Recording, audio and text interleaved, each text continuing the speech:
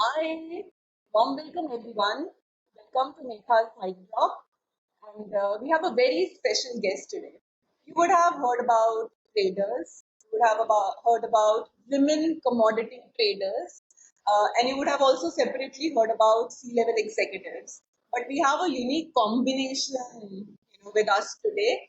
And when I look at statistics, maybe there are two or three, maybe one only, who C-level executive, a commodity trader, and a women leader. So very, very warm welcome to our special guest, Garima. Garima, warm welcome to you.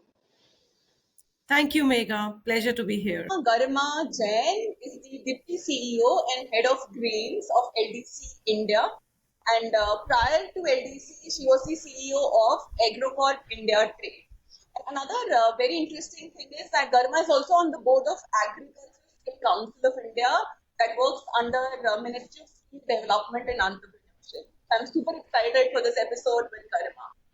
Now, Garima, to loosen things up, when we hear of a CEO, we have that big figure in mind, but to know you more as a person, to loosen things up, we'll have a very quick fire chat round. Yeah? Sure, pleasure. You are a sports enthusiast. So let's start with that. Table tennis or badminton? Depends on the opponent. I play both.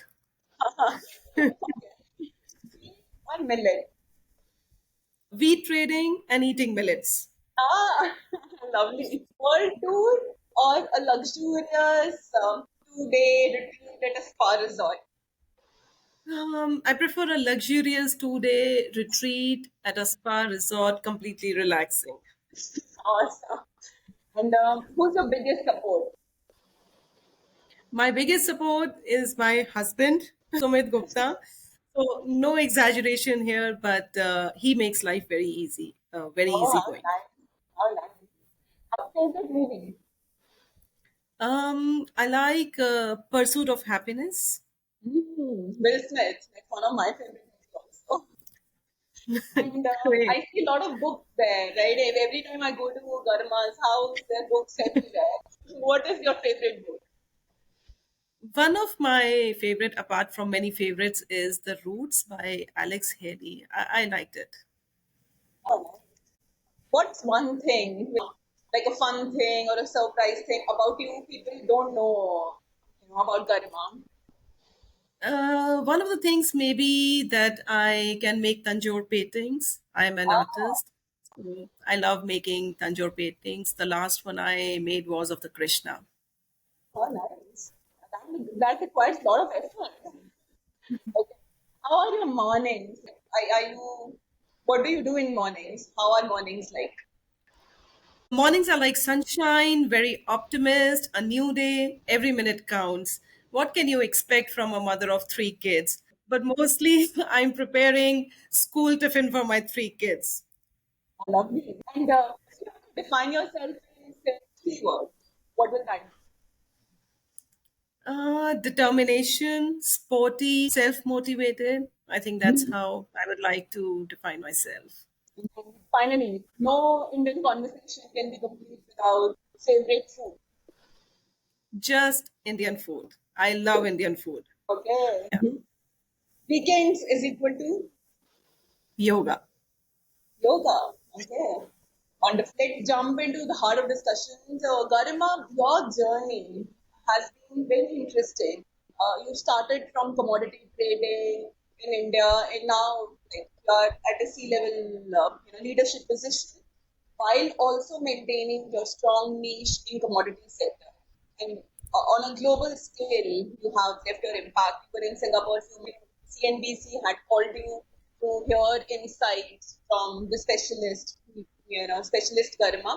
So, what practical advice would you offer to young leaders, inspiring leaders who are looking to navigate their way up the corporate ladder? Megha, I think one has to enjoy the journey. So when you are alone, close the eyes and connect the dots. And I will be lying if I say that everything was planned. In my own career, a lot of things happened that were unplanned due to family considerations or location. So the first advice is not everything will happen as you plan in your career. So sometimes it is just okay to let it be. Give your best wherever you are. Hard work, lots of hard work, coupled with self confidence and luck, everything helps. So just do the best wherever you are, and I feel that everything will fall in place for you. I also believe that one has to increase the surface area of luck. That is, work in multiple areas, be there every day. Someday your luck will smile at you. And since you touch base upon commodity sector, I think trading is the capacity to take risk along with an appetite to manage risk and make forward looking choices. So life of traders is all about being pessimistic when you are managing risk, and it is also being about very optimistic to make certain choices taking risks. It's very important in our sector. One has to be on the toes because this business requires a lot of discipline, a lot of humility and determination. Always remember, market is bigger than everyone. So your conviction and analysis are tested every day, each day. So the trader not only needs to have the discipline to keep the watch on the positions every day, because one day when you fall flat on your face, and then you need all the determination to get back to the race again, because markets do not wait for everyone. So it's a journey, I would say. Yeah, incredibly helpful. Thank you for shedding light on that. I didn't know that aspect of market and commodity. Thank you. All of us have to go through some or the other challenges. And as one of the pioneering women in commodity trading, which is a very traditional male-oriented, male-led sector, you must have also, undoubtedly faced challenges along the way. Can you share a pivotal moment, which or an experience that really shaped your approach to leadership and potentially to risk management? And if there are valuable lessons which you can imbibe from that. So, mega tough one, lots of things to talk about. But I think when you start your career, the endeavor is to learn. So when I started my journey, it used to be very tough. Travel was much more difficult. Women going to rural places, going to anaj mandis, visiting warehouses, and meeting local brokers and traders. This was unheard of, not very common. So I would get mixed responses on the field. The second stage comes when you implement your learnings. Speaking of, in general, being a woman, people tell me that women should have four hands, but I think it's just okay to be human. It's okay to let few things go. Just focus on the top four, five things that you want to be good at and move ahead with that. Ahead with that. Don't try to be a master of everything. The third stage in life is to reshape, relearn, and I think that is where I spend a lot of time. I have been on a path of continuous learning. So post my MBA from IIFT, I did an MBA from TIS Mumbai on social work and child rights to understand the social aspects of children in the country. Then I also did a senior executive leadership program from Harvard Business School, for which I went to Boston. It was not easy to leave the kids behind, but then family support helped big time. And then further, parenthood and being a mother, I think that brings the empathetic human in you. So I feel that leadership is a mix of all above. How interesting, actually. I hadn't thought it like that, but I appreciate you sharing it in that detail. Another thing which I heard from you about you doing a separate MBA to understand the social impact. So your desire and your passion for social commitment, I think it's already is shining through in your experience and what you do every day. Your commitment, your especially in advocating children's rights, and I see you going to teach kids and looking after them. So that's truly commendable. How do you balance your professional responsibility with your passion for making a positive impact in society?